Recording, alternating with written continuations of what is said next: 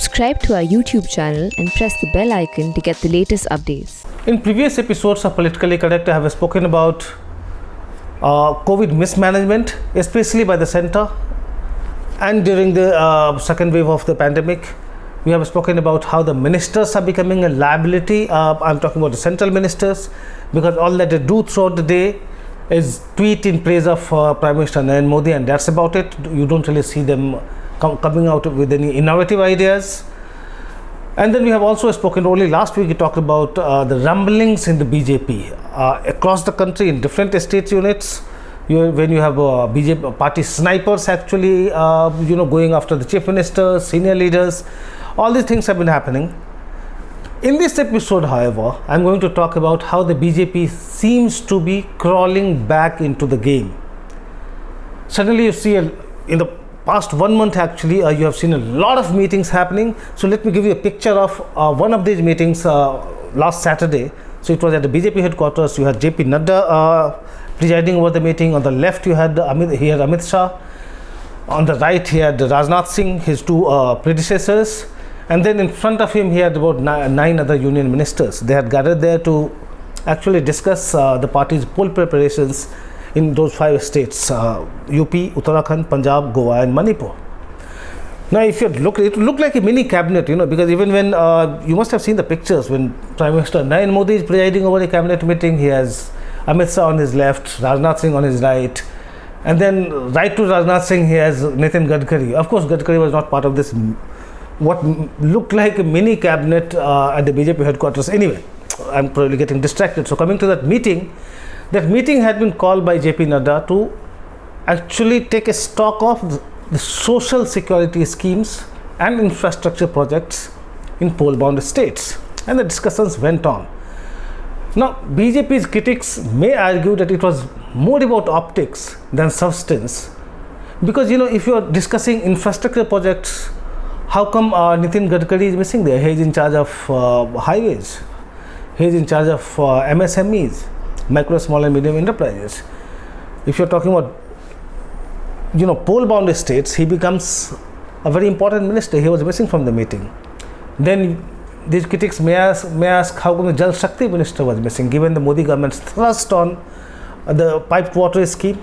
That's going to be its big ticket offering in 2024 elections also. Like, okay, look, this is what we have done. Given that thrust, you would expect Jal Shakti Minister Gajan Singh Shekhawat to be there.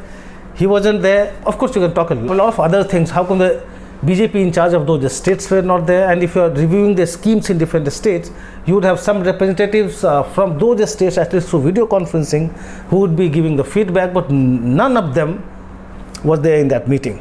And that was why probably some BJP detractors may have a point if they say it's more about optics and not substance. But the fact is, those meetings are happening. Just imagine what is happening in the BJP, in the Congress camp. What kind of meetings the Congress is taking.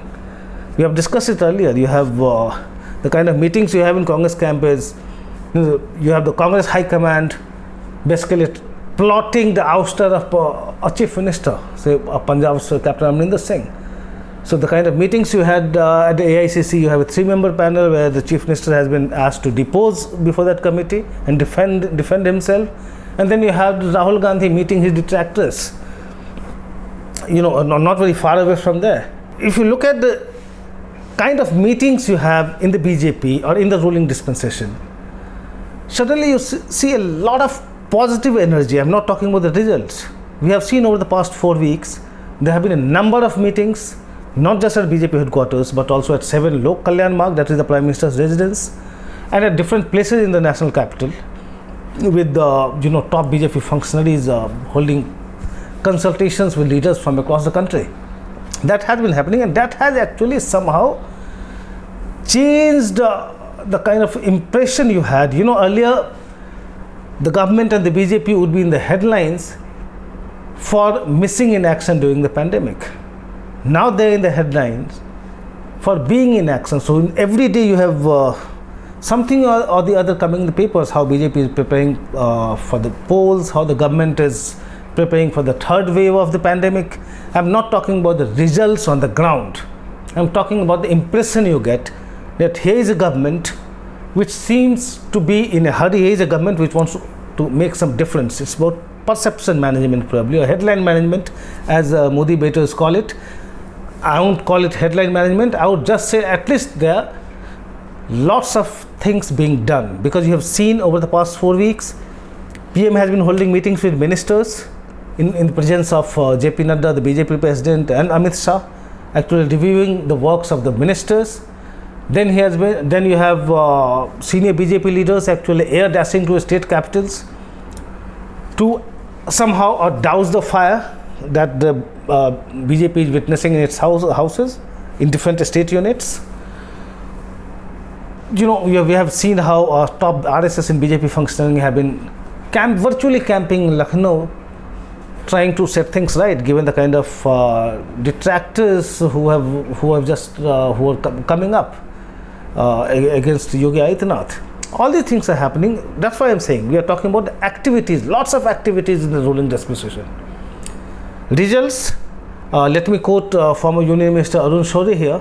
I think sometime in 2015, while criticizing the Modi government, then he was saying like how the government seems to be doing a lot of things, like all said and all done, but more said than done.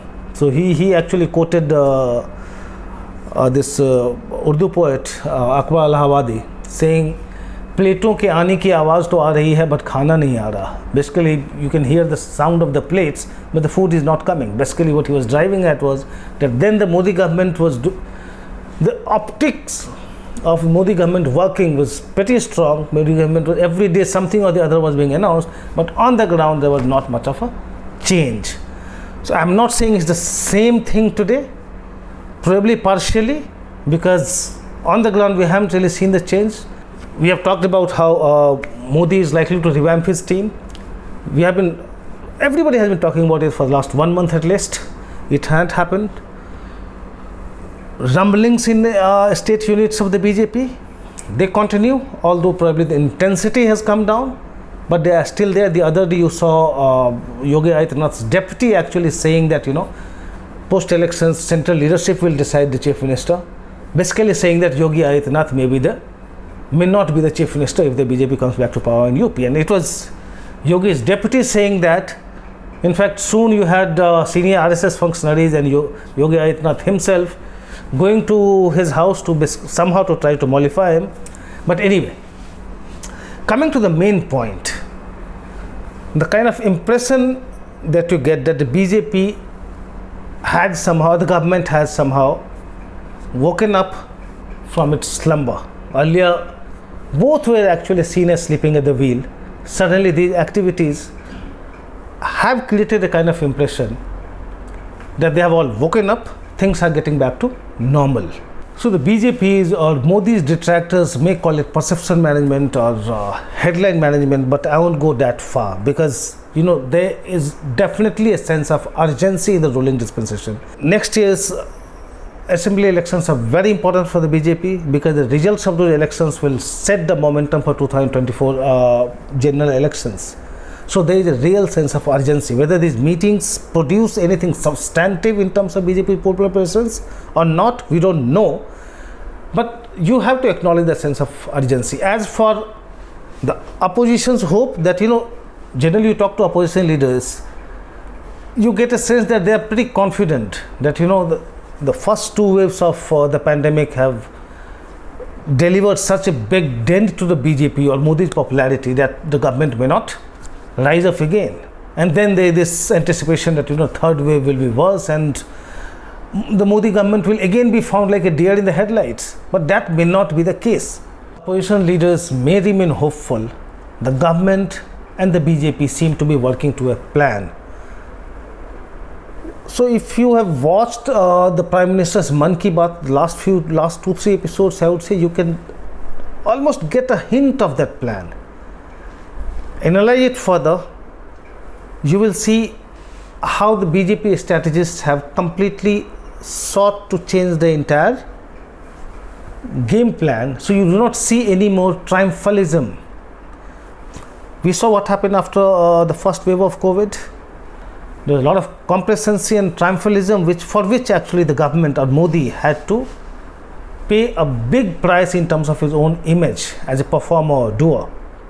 But now what he's doing is, it's not about, he's not trying, I'm not talking about Modi, I'm talking about the entire ruling dispensation or the party strategists. They are not going for perception management. Of course, it's a part of the overall strategy, but more than perception management, it's about the thrust is on expectation management. So Modi is not saying, or nobody in the government is saying anymore that the pandemic can be managed and India has beaten the pandemic. What you hear is, okay, so it's a virus which is Bahrupiya, what Modi himself said. It's not easy to actually control it. This is like this coronavirus Tufan has actually shaken the country, actually ravaged not just India, everybody across the world. Basically, the idea is to show that it's not something that any government can control. It's a pandemic. The best you can do is to fight with it to the best of your ability. And therefore, you see Modi actually saying that, actually laying a lot of thrust on vaccination. You heard him on Sunday in his Mann Ki Baat. He was talking about this vaccine hesitancy and how he was trying to basically convince people or the people who have this hesitancy to get themselves vaccinated. So there he says, okay, I have taken it, my mother has taken it, you also take it. It's not just about convincing the people. It's a very good image management where you as a citizen find that your prime minister and the prime minister's mother, you are all traveling on the same boat now. You are equally safe or equally vulnerable. So you cannot complain against the prime minister. He is doing the best he can. As for the lapses during the second wave of COVID, if you look at how BJP strategists are talking about it, or how they're, again, I'll come back to their plan. So you heard there's this oxygen audit committee, oxygen audit report, actually by a committee appointed by the Supreme Court. That committee was headed by AIMS chief Guleria, Dr. Guleria.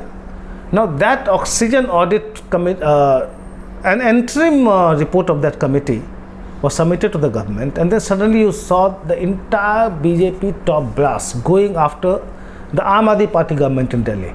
That this oxygen audit report is saying that Delhi government exaggerated its oxygen requirement, and as Sambit Patra, the BJP spokesman, said, it might have adversely affected oxygen supply in at least 12 states, and many deaths could have been prevented if the Delhi government had not done it. So when you had, all of us have seen this entire tragedy out there on the roads, people actually running after oxygen, people gasping for breath, sitting in the car, in the auto, and that actually triggered a lot of resentment against the center. Now suddenly you see one committee report, interim report actually being quoted by BJP leaders, top ministers also like Piyush Goyal, Smriti Irani, BJP leaders, everybody actually trying to lay the blame at the doorstep of the Delhi government. It doesn't matter. Dr. Guleria actually, very next day, Dr. Guleria clarified that it's not a final report, and then it's actually not proper to reach any conclusion that the Delhi government exaggerated its requirement, because different hospitals had different daily requirements. So let's wait for the final report. But the message has already been delivered.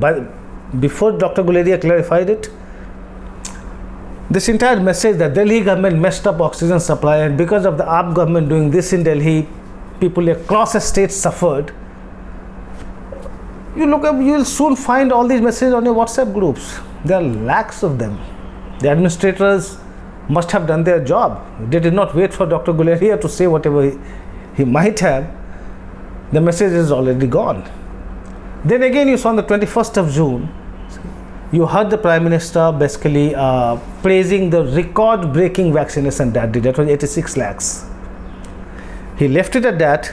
Next day, you heard Smriti Irani going after the Congress ruled states that, look, Congress ruled states did the worst.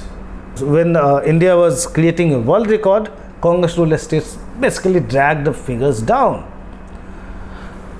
At 6 lakhs that day. Now, very next day, or next day onwards, things came out. You know how BJP ruled states were basically hoarding vaccines for 21st of June.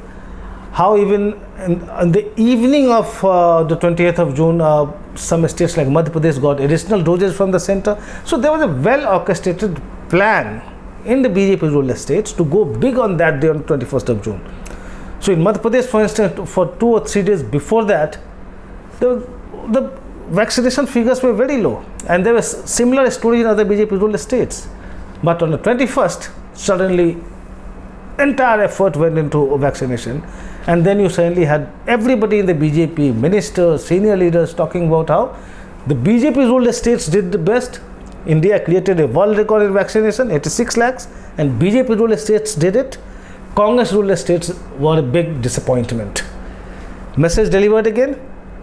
From 22nd of June, as I said, all these things have started coming out, how it was hoarded and how additional doses were given by the center. And now, the figures we talked about that day, yesterday's figure was 17 lakhs. In fact, 1/5 of what was achieved on the 21st of June.